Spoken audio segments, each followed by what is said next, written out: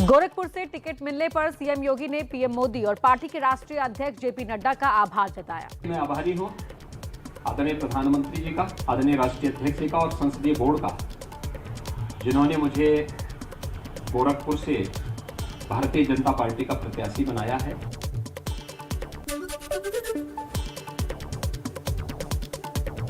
अखिलेश यादव का सीएम योगी पर निशाना, कहा बीजेपी ने बाबा को पहले ही घर भेज दिया, बाबा अब गोरखपुर में ही रहेंगे। कभी कहते थे प्रयागराज से लड़ेंगे, कभी कहते थे देवन से लड़ेंगे। मुझे खुशी है इस बात की कि भारतीय जनता पार्टी ने पहले ही उन्हें अपने घर भेज दिया।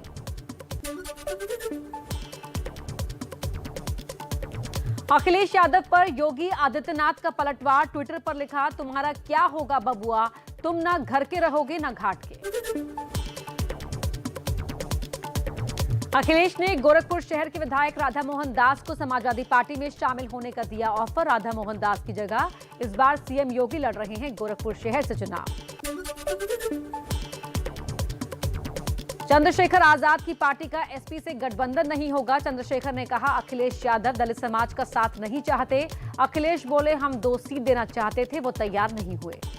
सकारात्मक रही सब चीजें, लेकिन अंत समय में मुझे लगा कि अखिलेश जी को दलितों की जरूरत नहीं है।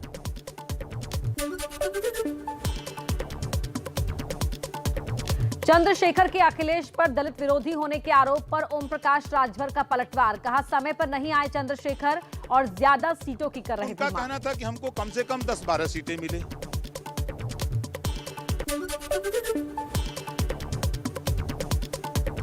योगी सरकार से इस्तीफा देने वाले मंत्री दारा सिंह चौहान आज समाजवादी पार्टी में होंगे शामिल। दोपहर 12:30 बजे अखिलेश की मौजूदगी में लेंगे सदस्यता।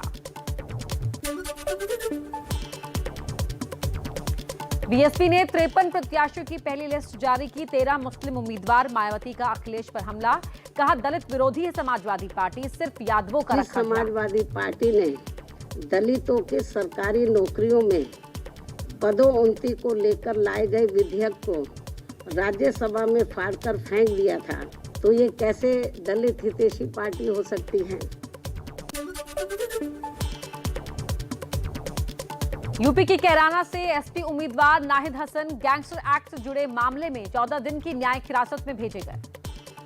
योगी की तरह फर्जी मुकदमे में रोने वाला नहीं हूँ।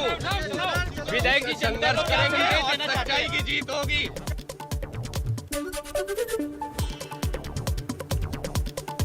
23 महीने जेल में रहने के बाद घर पहुंचे आजम खां के बेटे अब्दुल्ला आजम, कहा मेरे साथ जेल में आतंकियों से भी बुरा सलूक हुआ, पिता की भी जान खतरे में। समाजवादी पार्टी के मुख्यालय में भीड़ जमा होने पर चुनाव आयोग सख्त, नोटिस जारी कर एसपी से मांगा जवाब। अखिलेश स्वामी मौर्य के कार्यक्रम में जुटी थी भारी भीड़। कन्हैया कुमार को जान से मारने की धमकी देने वाले अमित जानी कांग्रेस में हुए शामिल। कांग्रेस नेता प्रमोद कृष्णम ने दिल्ली में शामिल कराया। अमित जानी को 2016 में गिरफ्तार भी किया गया था। 31 जनवरी को पूरे देश में वादा खिलाफी दिवस मनाएंगे किसान। संयुक्त किसान मोर्चा ने 1 फरवरी से बीजेपी के खिलाफ मिशन यूपी शुरू करने का किया ऐलान। हम तो लखीमपुर जाएंगे अभी। पंजाब के मुख्यमंत्री चरणजीत सिंह चन्नी ने चुनाव आयोग को लिखी चिट्ठी, 14 फरवरी की मतदान की तारीख बदलने की मांग की। कहा गुरु रविदास जयंती के बाद कराए चुनाव।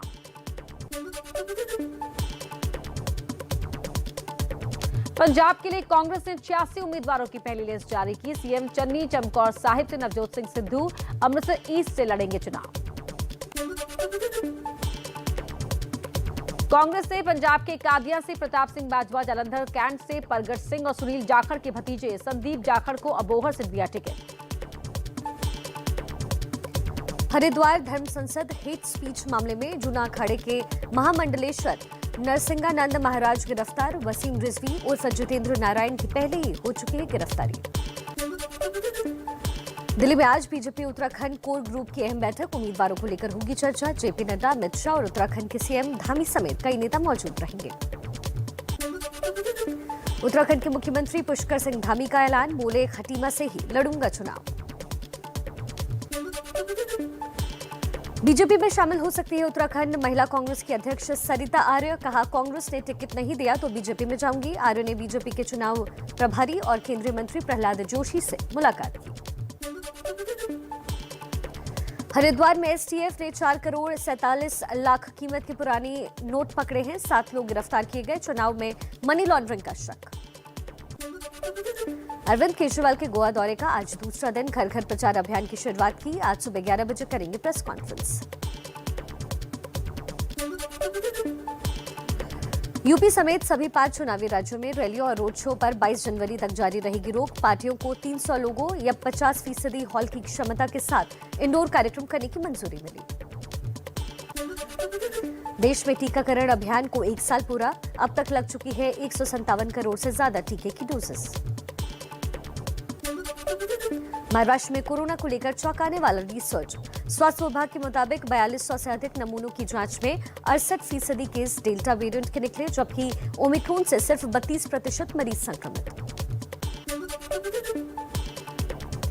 देश में 24 घंटे के अंदर 2,68,000 नए कोरोना केसेस पाए गए। संक्रमण की दर बढ़कर 16.66% हुई। देश में ओमिक्रॉन के मामलों में भी इजाफा। अब तक कोरोना के नए वेरिएंट से 6,041 मरीज सामने आ चुके हैं। दिल्ली में 2 दिन से घट रहे हैं कोरोना के मामले, लेकिन संक्रमण दर अब भी 30% के ऊपर।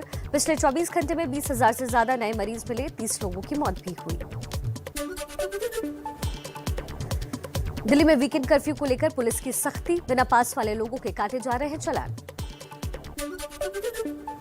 असम में दोनों डोज ले चुके लोगों को ही आज से सार्वजनिक स्थानों पर जाने की अनुमति होगी। बिहार के मुजफ्फरपुर में कोरोना टीकाकरण को लेकर बड़ी लापरवाही नजर आई। 75 स्कूली बच्चों को वैक्सीन देने के बाद सर्टिफिकेट की जगह कोरोना की जांच रिपोर्ट थमाई गई। बिहार के नालंदा में जहरीली शराब पीने से 9 लोगों की मौत हुई। बीजेपी प्रवक्ता प्रेम रंजन पटेल ने अपनी ही सरकार पर शराब माफिया को संरक्षण देने का आरोप लगाया, तो जीतन राम मांझी बोले, दारू पूरी तरीके से बंद करना असंभव। नोएडा में गेल के मार्केटिंग डायरेक्टर रंगनाथन के घर सीबीआई की छापेमारी। अब तक 1 करोड़ रुपए बरामद किए गए। किसी भी वक्त रंगनाथन को गिरफ्तार कर सकती है सीबीआई।